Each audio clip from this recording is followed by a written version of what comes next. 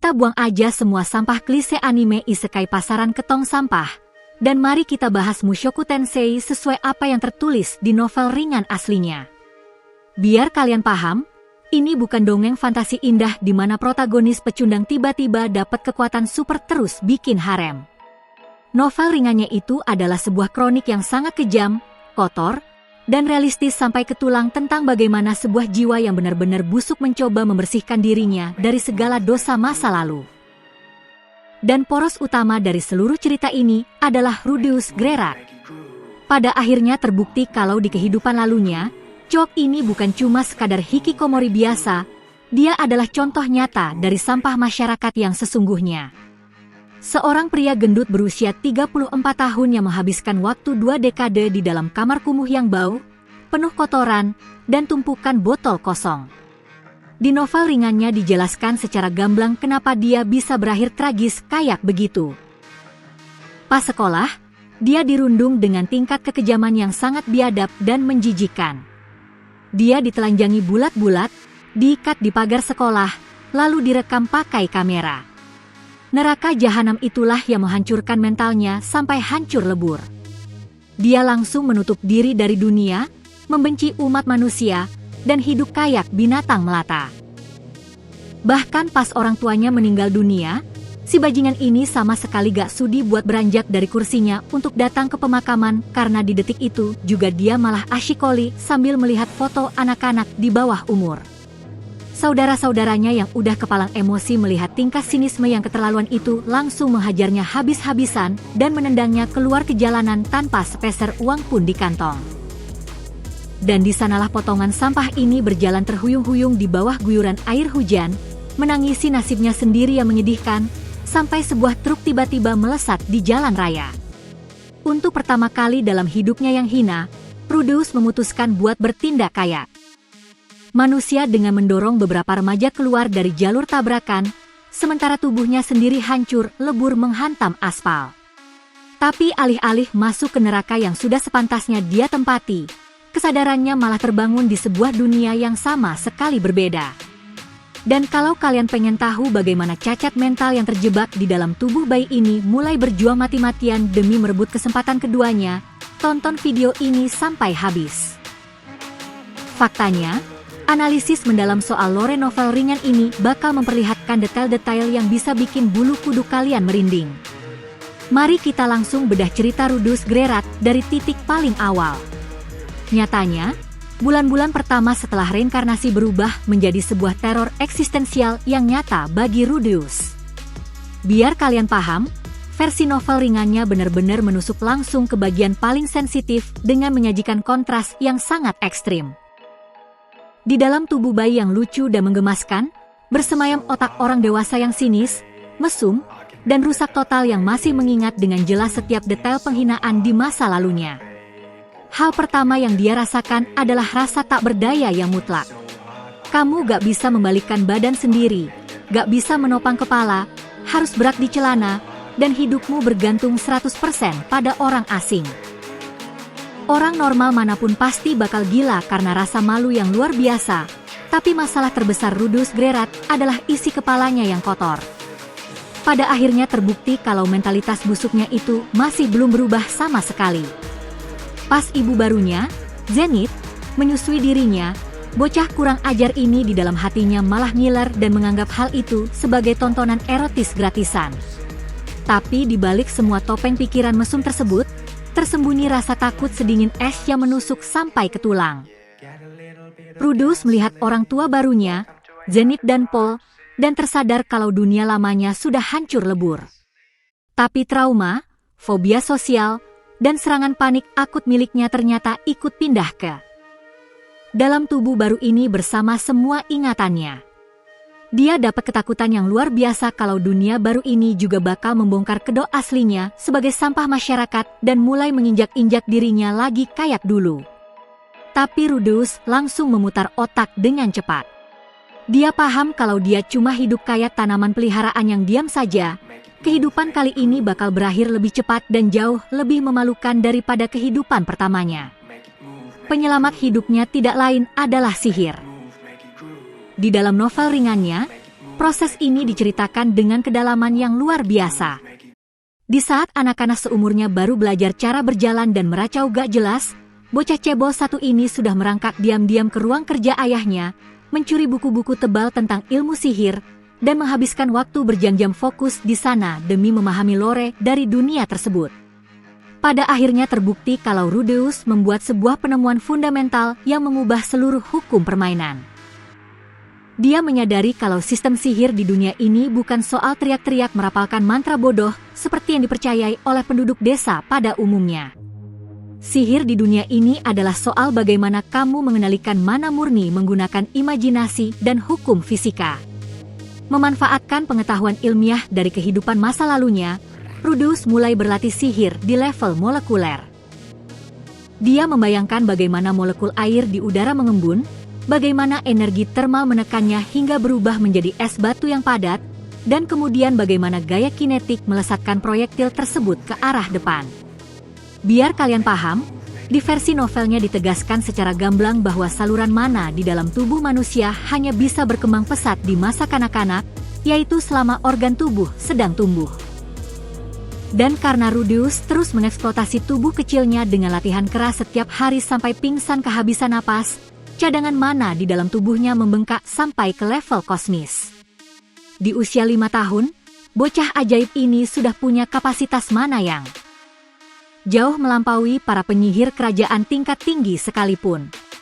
Dia belajar cara mengeluarkan sihir tanpa mengucapkan satu patah kata pun, menciptakan bencana alam buatan hanya lewat kekuatan pikiran. Tapi seluruh kekuatan overpower yang mengerikan itu sebenarnya hanyalah sebuah tameng palsu. Di dalam diri bocah jenius berusia 5 tahun itu, masih gemetaran sosok pria gendut penakut yang sama kayak dulu, yang punya ketakutan luar biasa hanya untuk melangkah satu jengkal melewati pintu rumahnya sendiri. Faktanya, begitu Paul dan Zenith menyadari kalau anak mereka yang berusia 5 tahun bisa melakukan hal-hal gila tingkat dewa menggunakan sihir, mereka memutuskan kalau bocah ini butuh sosok guru yang sebenarnya. Dan di sanalah datang ke kediaman Grerat sosok Roxy Migurdia, seorang gadis iblis bertubuh mungil dengan rambut biru yang, biar kalian paham, di novel ringan aslinya sama sekali bukan tipe loli imut standar anime biasa. Dia adalah seorang penyihir berpengalaman yang sudah kenyang dihantam kerasnya kehidupan, yang sejak detik pertama sudah bisa mencium kalau ada sesuatu yang benar-benar gak beres dengan anak ini. Di novel ringannya, periode ini digambarkan sebagai sebuah pertempuran psikologis yang sangat berat. Rudeus melihat Roxy dengan mata mesumnya sebagai pria mesum berusia 30 tahunan, Miller melihat roknya, dan mencuri celana dalamnya hanya untuk dijadikan bahan fantasi seks di otaknya. Tapi Roxy, tanpa dia sadari, berhasil menghantam langsung titik terlemah Rudeus, yaitu keangkuhannya yang tinggi. Setiap kali Rudeus merasa dirinya paling hebat dan mengira sudah menguasai seluruh hukum fisika sihir, Roxy bakal langsung mempraktekkan bagaimana pengalaman tempur yang sesungguhnya dan rapalan sihir tingkat tinggi, bikin bocah sombong ini langsung bungkam dan mulai belajar dengan serius. Namun pertempuran paling berdarah bagi Rudeus Grerat bukan terjadi di lapangan latihan saat menembakkan bola api. Pada akhirnya terbukti kalau dia adalah seorang cacat mental yang hidup terpenjara di dalam dinding halamannya sendiri. Pagar rumahnya adalah sebuah garis pembatas tempat teror yang sesungguhnya dimulai. Di dalam kepala lamanya masih tertancap sebuah mimpi buruk dari kehidupan masa lalu bahwa jika dia berani keluar ke jalanan, orang-orang bakal menelanjanginya lagi, memukulinya, mempermalukannya, dan menginjak-injak dirinya tanpa ampun. Setiap kali Paul mencoba membawanya berjalan-jalan ke desa, Rudeus bakal langsung terkena serangan panik yang luar biasa hebat.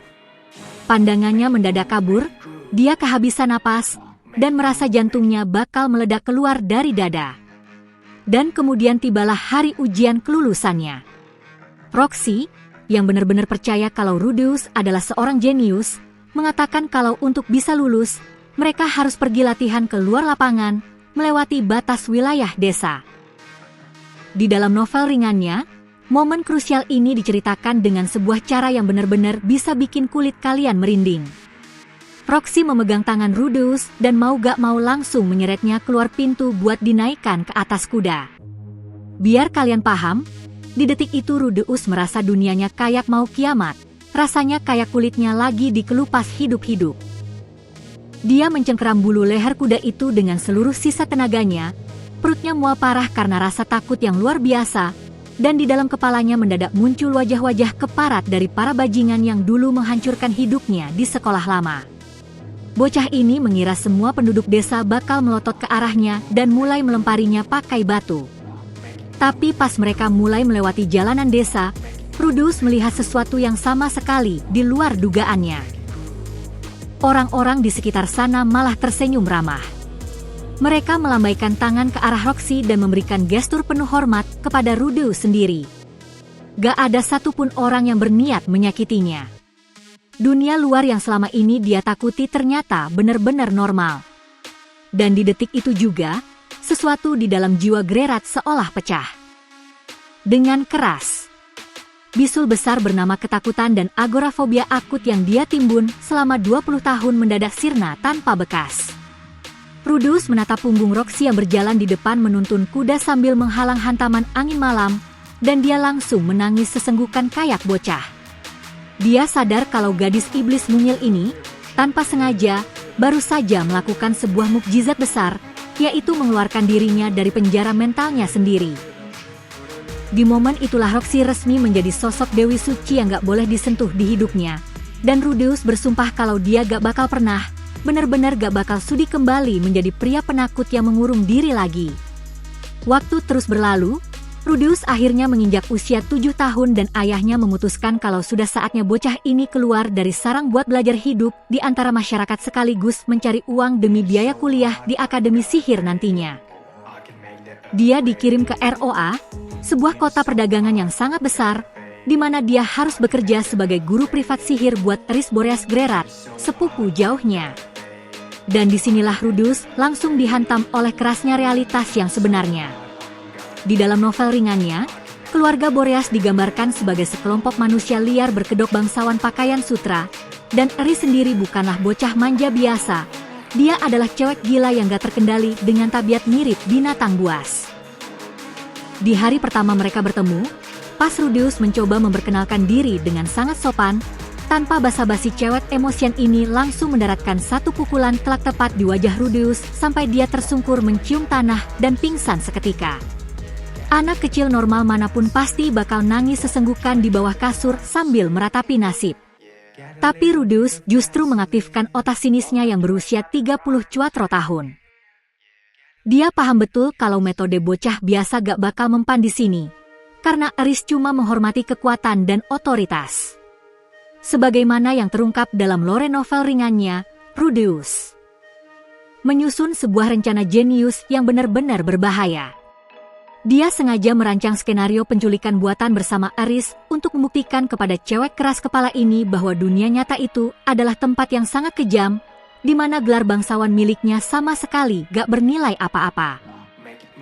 Begitu komplotan kriminal yang asli datang dan benar-benar mencoba membunuh mereka, Rudeus gak cuma menggunakan sihirnya, tapi dengan hati yang dingin tanpa ragu sedikit pun dia langsung menggorok leher para penyerang demi melindungi sepupunya yang gila itu. Di momen itulah Eris melihat untuk pertama kalinya bahwa bocah cebol di depannya ini bukan cowok lemah, melainkan sosok pria sejati yang punya nyali besar dan bisa diandalkan. Rudeus berhasil mendapatkan rasa hormatnya lewat darah dan ketenangan mental yang luar biasa. Hanya dalam waktu beberapa tahun saja di ROA, dia berhasil mengubah total pola pikir Eris, menyulapnya dari yang tadinya mirip binatang liar menjadi seorang sekutu yang sangat loyal. Tapi hal yang paling krusial adalah perubahan yang terjadi pada diri Rudeus sendiri. Dari yang tadinya cuma penyihir penakut yang hobi berteori di balik punggung orang tuanya, Rudeus Grerat bertransformasi menjadi seorang pemimpin yang keras dan penuh perhitungan, yang siap menghajar masalah apapun dalam bentuk apapun. Faktanya, tepat di saat Rudeus merasa sudah memegang kendali penuh atas kehidupan barunya, semesta memutuskan untuk kembali membuktikan kepadanya bahwa dia hanyalah sebutir debu kecil dalam sebuah permainan besar yang tak diketahuinya. Begitu dia menginjak usia 12 tahun, tepat di atas langit kota ROA, meledaklah bencana teleportasi. Sebuah berkas cahaya mana raksasa berwarna merah darah merobek langit dan dalam hitungan detik langsung melenyapkan segala hal di sekitarnya, melempar jutaan orang ke berbagai sudut paling berbahaya di planet ini. Biar kalian paham, Rudeus gak mendadak terbangun di atas kasur yang empuk atau di atas rumput yang lembut. Dia membuka matanya di tengah-tengah gurun tak berujung yang gersang dan hangus di benua iblis. Sebuah wilayah neraka paling liar di semesta ini, tempat di mana hukum sama sekali gak berlaku dan setiap monster yang kalian temui selalu bermimpi buat merobek dan menelan isi perut kalian. Di dalam novel ringannya, momen ini digambarkan sebagai titik balik yang mutlak. Anak umur 12 tahun manapun yang berada di posisinya pasti bakal gila karena ketakutan setengah mati, menangis histeris di atas batu, dan bakal tewas kelaparan dalam waktu 24 jam pertama. Tapi Rudeus punya kartu as di lengan bajunya yang gak dimiliki oleh siapapun, yaitu masa lalu suramnya sebagai seorang hikikomori di kehidupan sebelumnya. Pada akhirnya terbukti bahwa pengalaman dari seorang pria yang telah menghancurkan hidupnya sendiri secara total dan pernah merasakan titik terendah dalam kubangan mental, justru berfungsi sebagai rompi anti peluru psikologis yang sangat sempurna. Rudeus sudah tahu betul apa artinya kegagalan total. Dia gak punya beban apapun buat dilepaskan, gak ada tempat buat mengadu atau mengeluh, dan itu berarti hanya tersisa satu jalan, yaitu mengencangkan ikat pinggang dan bertahan hidup mati-matian. Hal pertama yang harus dihadapi Geralt di sudut dunia yang kacau ini adalah keharusan buat memakan makanan yang menjijikan, tidur di atas batu keras di bawah hantaman angin malam yang membeku, dan wajib siap siaga buat baku hantam di setiap detik. Di novel ringannya dijelaskan secara mendetail bagaimana Rudeus, selangkah demi selangkah, mengadaptasi kemampuan sihirnya agar sesuai dengan realitas yang sangat kejam ini.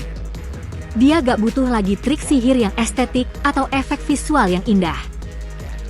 Sihir tanpa rapalan miliknya berubah drastis menjadi sebuah ala pembunuh yang dingin dan sangat efisien. Dia belajar cara menciptakan jarum batu super tipis yang melesat dengan kecepatan luar biasa untuk menembus tengkorak monster iblis bahkan sebelum makhluk tersebut sempat mengendus keberadaannya. Biar kalian paham, di benua iblis inilah Rudeus berpapasan langsung dengan sang dewa iblis, Kishirika Kishirisu, dan menerima hadiah berupa mata magis ramalan yang legendaris yang memungkinkan dia buat melihat pergerakan musuh 1 detik sebelum hal itu terjadi. Tapi di versi novelnya ditegaskan secara gamblang bahwa mata ini bukanlah hadiah cuma-cuma buat berbuat curang, melainkan memberikan beban mental yang sangat menyiksa bagi otaknya. Rudeus harus menahan rasa sakit kepala hebat yang luar biasa hanya demi bisa menyelaraskan penglihatannya dengan serangan sihir miliknya.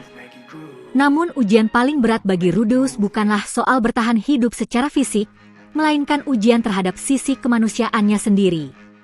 Faktanya, benua iblis adalah sebuah tempat di mana norma moral dari dunia lama sama sekali gak ada harganya.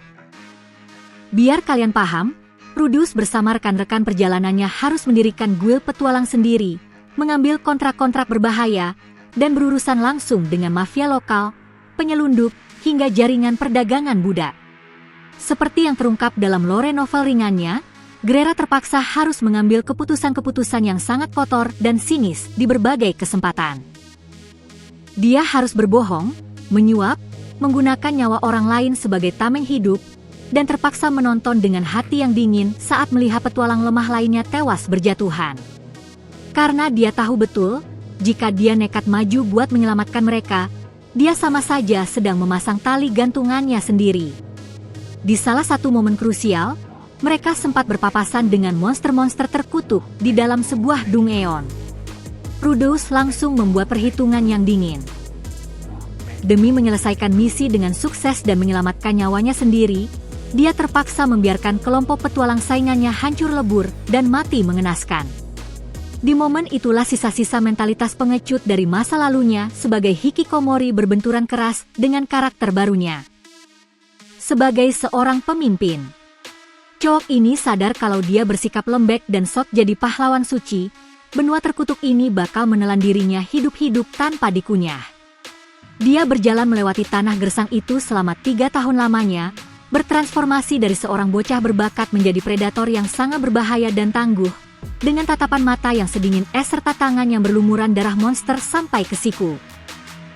Tapi meskipun dia terpaksa melakukan hal-hal yang mengerikan, Rudus tetap berpegang teguh pada bayangan suci Roxy dan janji yang dia buat pada dirinya sendiri, yaitu berjuang sampai titik darah penghabisan dan membawa semua orang pulang ke rumah, apapun taruhannya.